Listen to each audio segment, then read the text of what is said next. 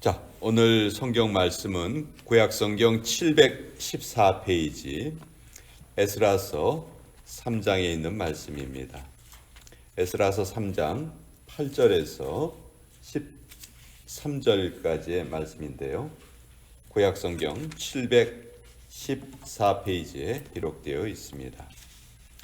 우리 에스라서 3장 8절부터 13절까지의 말씀 우리 같이 읽도록 하겠습니다. 시작.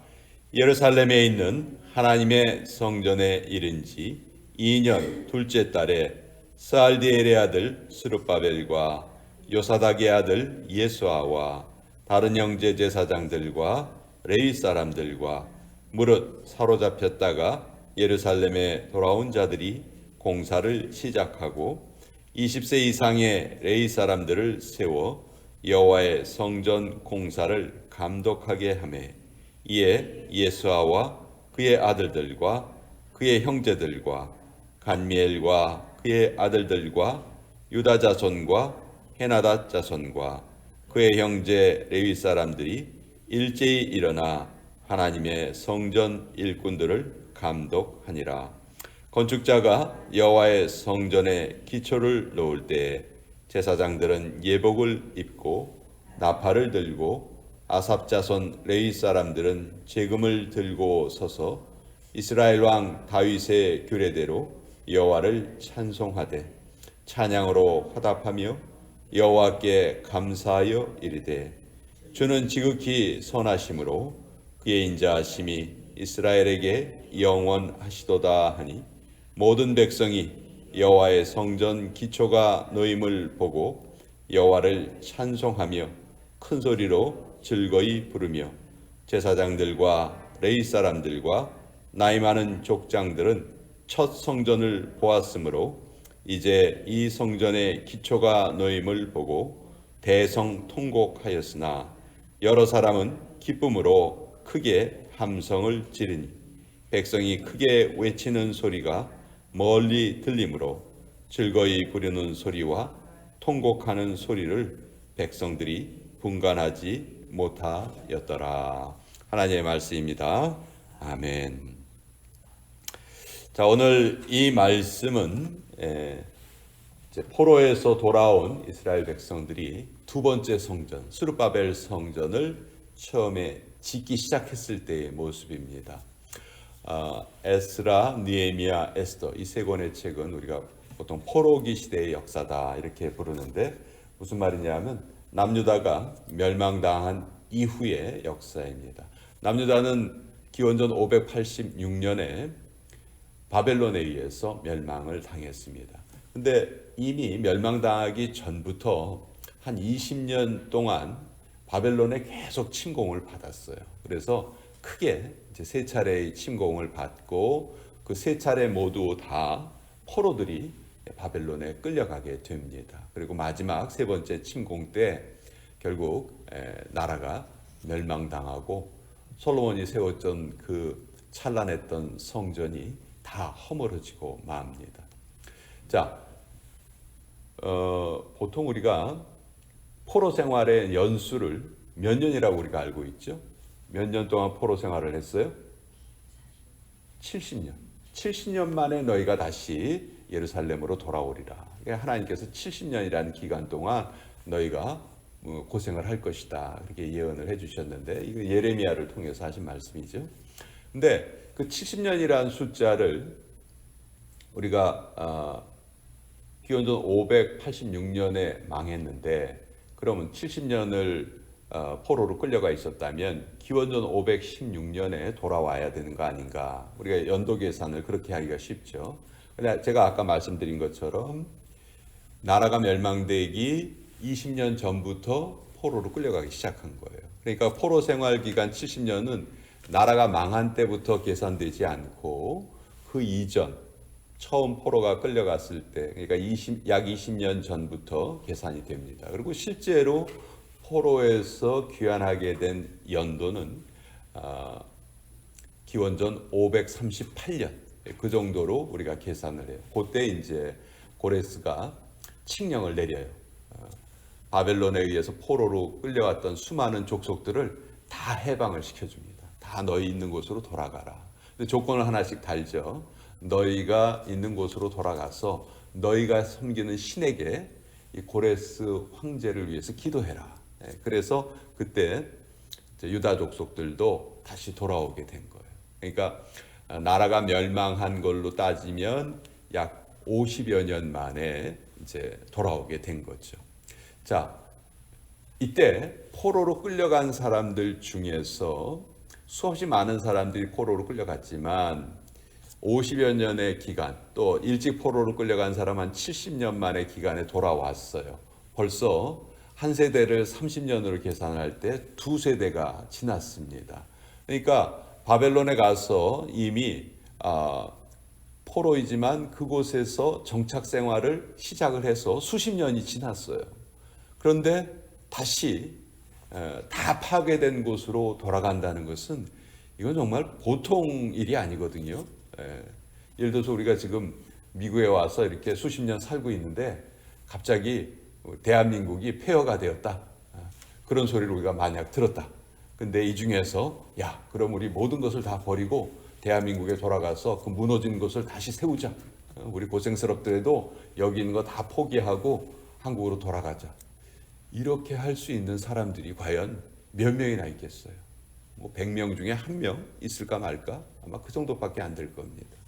이때 유대인들이 5만 명 정도가 첫 번째 포로 귀환 때 예루살렘으로 돌아와요. 그러니까 이 5만 명은요, 오늘날 우리가 생각하면 보통 사람들이 아니에요. 이 사람들은 정말 자기의 모든 것을 다 내던지고 다시 예루살렘으로 돌아온 겁니다. 왜? 그 이유는 딱 한 가지예요. 무너진 하나님의 성전을 재건하자. 성전은 건물이 아니에요.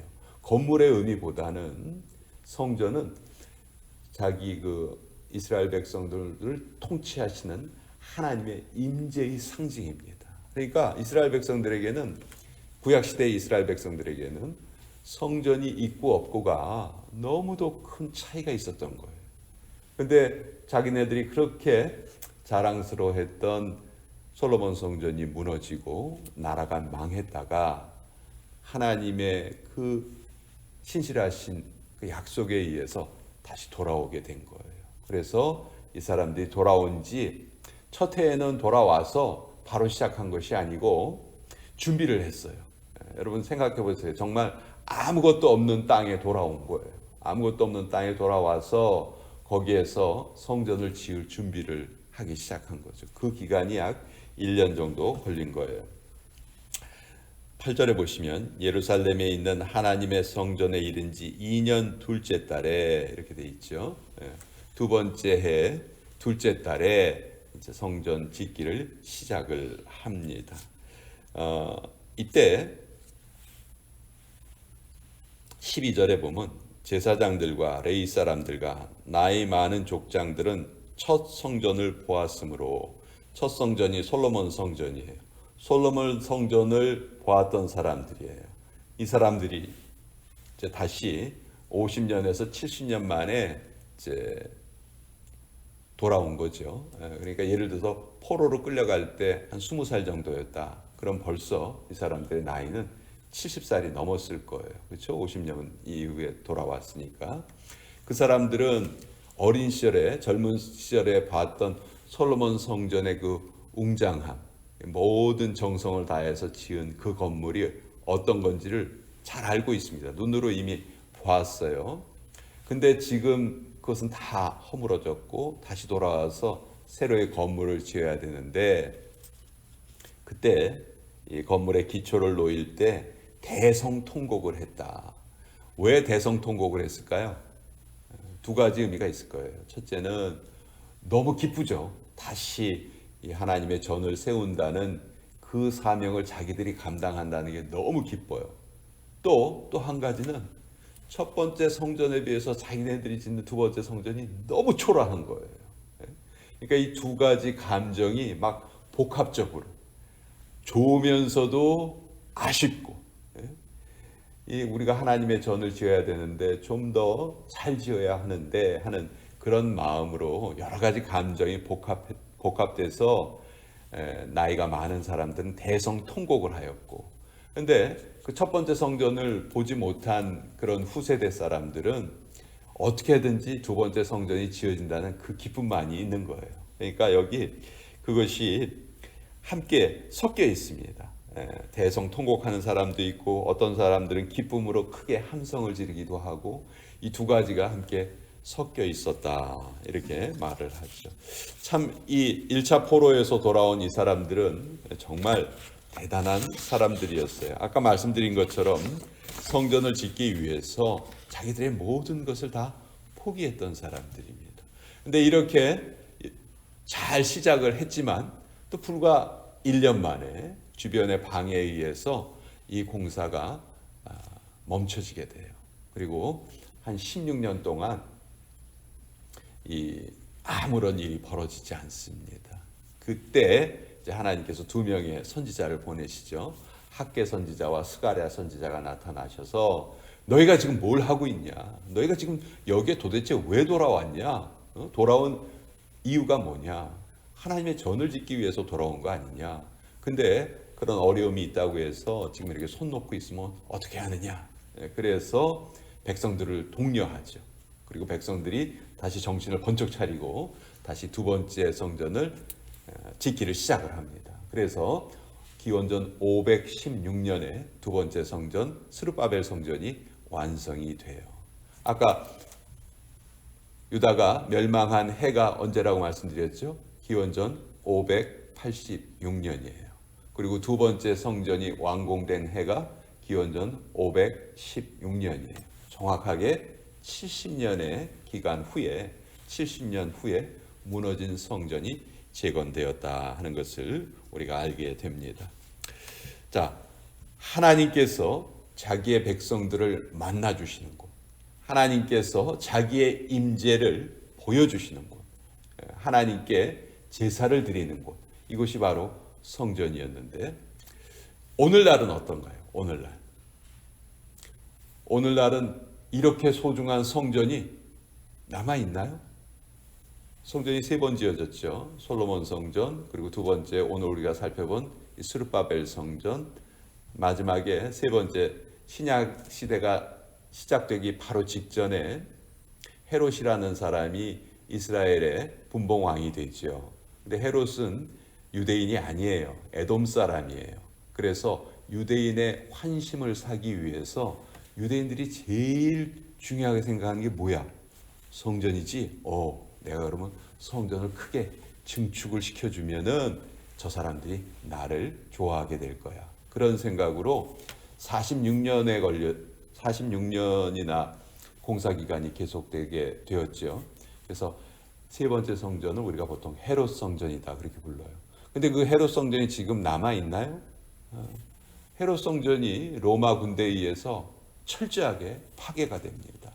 그때 로마 군이 서쪽 벽만 이렇게 잠깐 남겨놓죠. 다 무너뜨리지 않고 서쪽의 벽을 딱 하나 남겨놔요. 왜냐하면 우리가 무너뜨렸다 이것을 남기기 위해서. 만약 그 벽까지도 다 허물어 버리면 후세 사람들이 거기에 무슨 건물이 있었는지 없었는지 모를 거 아니에요. 그러니까 건물이 있었다는 것을 알리기 위해서 서쪽 벽만을 딱 하나 남겨놔요. 그리고 그 벽을 지금 유대인들은 뭐라고 불러요? 통곡의 벽이다 이렇게 불러요. 통곡의 벽. 우리가 언젠가 이 성전을 다시 세워야 되는데 지금 우리가 그 성전을 아직까지도 못 세우고 그래서 우리가 하나님 앞에서 좀 통곡한다 그렇게 말을 하죠. 근데 이건 정말 어리석은 행동이에요. 왜냐하면 예수님께서 오셔서 무슨 말씀을 하셨냐면 야 너희가 저 성전을 헐어라 내가 3일 만에 다시 세우겠다. 유대인들이 깜짝 놀랐죠. 아니 저 46년 동안이나 지은 건물을 네가 뭐 3일 만에 세우겠다고? 그러니까 유대인들은 그때까지 하나님의 임재를 건물 안에 가두어 두려고 했어요. 그 정말 잘못이죠. 물론 그 건물이 중요하고 의미가 있기는 하지만 이제 예수님께서 이 땅에 오신 후에는, 그리고 복음을 전하신 후에 하늘로 승천하셨죠. 그 이후에 우리에게 뭘 약속하셨냐면, 내가 가면 성령께서 너희 각 사람 마음에 임하실 것이다. 하나님의 영이 하나님을 믿는 사람들에게 임해 있어요. 우리 모두의 마음속에 지금 성령님이 자리하고 계십니다. 그리고 바울은 이제 새로운 성전의 개념을 우리에게 알려주죠. 누구든지 하나님의 영이 있는 그 사람은 바로 하나님의 성전이라. 그래서 이제 우리가 예수 그리스도의 성전이고 하나님의 성전이에요. 유대인들이 그렇게 중요하게 생각했던 그 건물의 시대는 이미 다 지나가 버렸는데, 유대인들은 아직도 그것을 받아들이지 못하고 있는 안타까운 어리석은 모습을 우리가 보고 있죠. 그래서 오늘 우리가 이제 구약 성경과 신약 성경을 연결시키면서 성전의 개념을 올바로 깨달아야 돼요. 더 이상 건물이 성전이 아니에요. 예배당을 성전이라고 부르는 것, 그 올바른 표현이 아닙니다. 이제 내가 성전이에요. 내가. 그러니까 내가 걸어다니는 성전이에요. 내가 걸어다니는 거룩한 존재예요. 그럼 어떻게 살아야 되겠어요? 거룩한 우리들이 하나님의 말씀을 지키면서 하나님과 교제하며 하나님과 동행하며 살아가야 되는 것이 우리의 사명인 거죠. 이것이 하나님께서 우리를 택하신 목적이거든요. 그래서 우리 성전의 의미를 정확하게 깨닫고 살아가야 되겠다. 내가 얼마나 소중한 존재이고 또 얼마나 큰 책임이 있는 존재인지를 우리가 매일매일 정확하게 깨달으면서 살아가야 되겠다. 그것을 오늘 또 여러분과 함께 나누어 보았습니다.